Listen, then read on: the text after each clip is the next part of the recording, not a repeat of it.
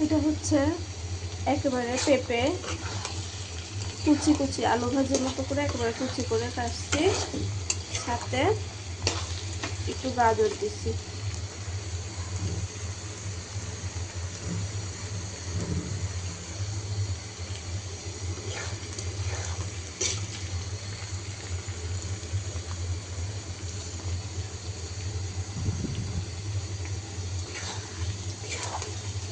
পেঁপে ভাজি সাথে আলু, একটু ছোট একটা আলু দিছি, একটু পেঁপে দিছি, আর হচ্ছে একটু গাজর, কাঁচামরিচ, পেঁয়াজ। এরকম ভাজিগুলা বাচ্চারা অনেক সময় সবজি খেতে চায় না, আর এরকম ভাজি করে দিলে খাওয়া হয়। আর হচ্ছে সকালে রুটির সাথে কিন্তু এই ভাজিটা অনেক মজা লাগে। এই যে পেঁপে, আলু, গাজর,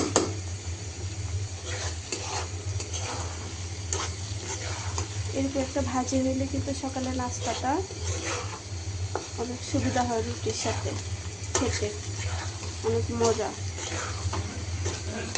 টাটা।